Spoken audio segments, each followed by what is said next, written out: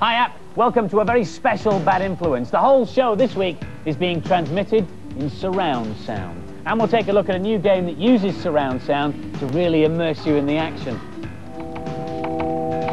Our main review is Super Star Wars on the SNES. And I'll be reporting from Universal Studios in Hollywood, where you can experience movie special effects all day, every day, and it's all done with computers. And I'll be leaving the studio to play the very latest laser game. First, this is a new game out on the SNES in May. It's called King Arthur's World, and it's a strategy game set in medieval times. But what's really new and interesting about this game is that it's the first one ever to use surround sound. So what's surround sound? Well, it's exactly what you might imagine. It's sound designed to surround you. It was originally used in cinemas. You may have experienced it there. When you see maybe a plane taking off and it comes over the screen and supposedly goes off into the distance, you don't see it, but you hear it. Or if something approaches you from behind, sometimes you hear it from behind before you see it on the screen. That's all done with surround sound, and now you can get it in your home. Because TVs like this one have got surround sound capabilities built in, and they're surprisingly reasonably priced. Maybe you've got a TV and you've got a video, but you'd still like surround sound, then what you need to buy is a special amplifier like this. These, though, are rather expensive. Most domestic home surround sound systems have 4 or 5 speakers, one on left and right of the television. Sometimes there's one down here too, a centre speaker for centre sounds and speech. And then, fairly obviously, you need 2 behind you, left and right, for the sounds that come from behind. Nearly all films these days are made in surround sound, and you can get the experience even when they're transmitted on telly or video, because the surround sound information is already encoded on the video that you or I would rent from the video shop. All you need is the equipment to access it. But how does it work for the game? Well, when you start, you get the test screen. Now, if you're listening at home in surround sound, you should get the full benefit of this. It starts in front, goes round to my right, behind me on my left, front right, and all the way around again. During gameplay, the sounds obviously come from all over the place, but on the test screen, for some strange reason, people die behind you, and sword clashes happen in front of you, and thunder happens all over the place. But what's the game like? Well, the programmers say it's really difficult. It should take expert game players a year to finish this, so I'll probably be finishing it around about my 65th birthday. It's kind of a medieval version of Lemmings. You're in charge of King Arthur and his court of loyal followers, setting out on a crusade to rid the world of tyrants. Like Lemmings, there are different characters with different skills. Here it's archers, swordsmen, engineers and foot soldiers. And there are some horrible traps waiting for you, from spike-filled pits to cauldrons of boiling oil. There's also a cloud world ruled by a dark wizard and filled with giant snails. Watch out, the wizard will turn you into a zombie. If you're not one already, that is, after this campaign. It's exhausting stuff. There are 23 very challenging levels, but there's no time limit. The game continues to run as long as King Arthur is alive, so you're well advised to keep him to the side and out of the fray. Good luck, and God save the king. Our main review this week would sound fantastic in surround sound, but I'm afraid we've only got the game in boring old stereo. It's the Super Star Wars on the SNES. Everything you'd expect to see is here, the evil Empire, rebel spaceships, and of course, Luke Skywalker. And here he is, with Alex, in the Dune Sea. This is an amazing game. It's a 3D shoot-'em-up and platform game in one. It's got everything you need. This is the land speeder level. It's one of my favourite levels. What you've got to do is kill the Jawas that come out from that sandcrawler in the distance. On the land speeder, you can turn around 360 degrees on the screen. It's excellent. You use the jet fuel to blast around the level. Those green monsters are really annoying. All the levels on this game are really challenging, but I think this one's my favourite. I think I'd buy this game.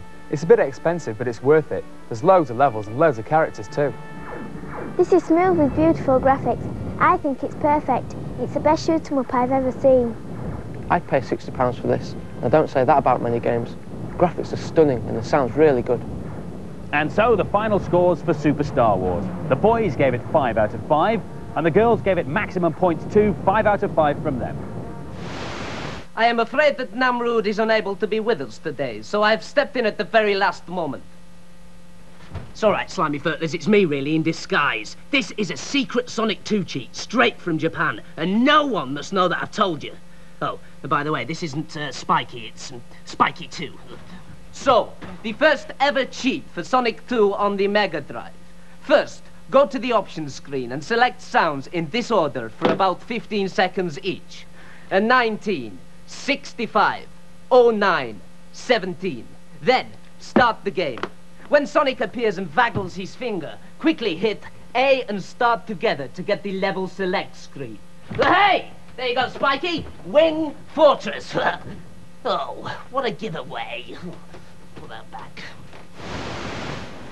Who was that masked man? We've just heard, by the way, that the release date for Super Star Wars has been postponed until May, but it's obviously one worth looking out for.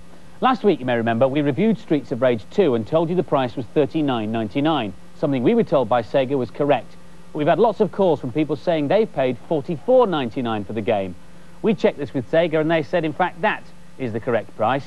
Sega say they're sorry, but they're not as sorry as all the people who paid £5 more than they had expected, eh? This is L-Fish. It's the latest idea from the people who came up with Tetris. Lets you design your own fish tanks. I'll show you.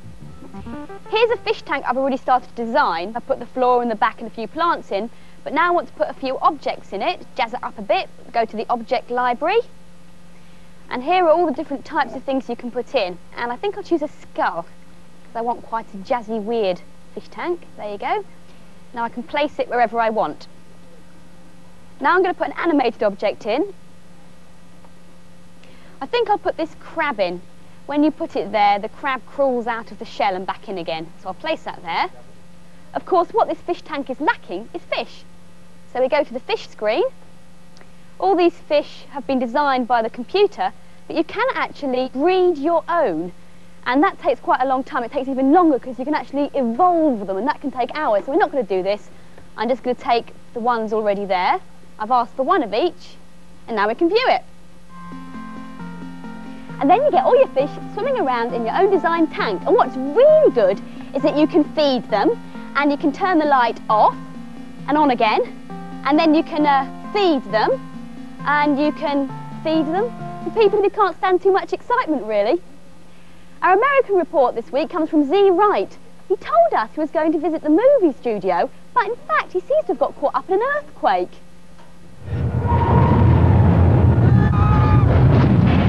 Ever get a chance to go and watch a real-life movie being made? Take my advice. Don't bother. It's just lots of hanging around. And when the director calls action, the special effects never look good. Nowadays, it's all done with camera angles and editing. Now, if you ever get a chance to come here...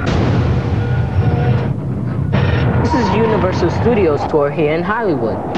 It's a spectacular look behind the scenes of the world's largest film and television studios. Tram ride tour of the backlot takes you past famous movie sets, and you experience everything from flash floods to collapsing bridges. And of course, it's all done with computers. Even King Kong himself is a 10-meter tall robot.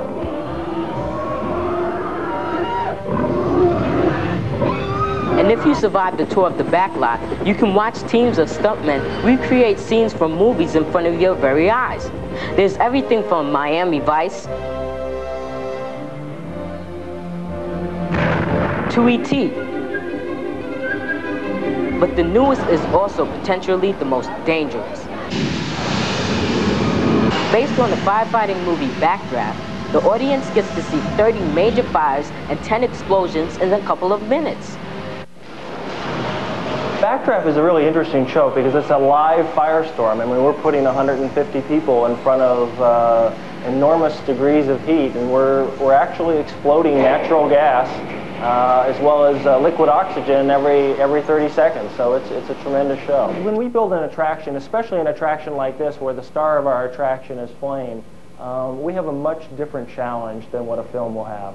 Not only do we have to do it repeatably, we have to do it hundreds of times a day. We do it 12 times an hour, 150 times a day, all year long. In order to have any control over the fire, we had to rely on computers to really do everything, from the moment the gas arrives at the building, all the way through the system, through the valves, through the burners, through the igniters. The computers control it step by step by step.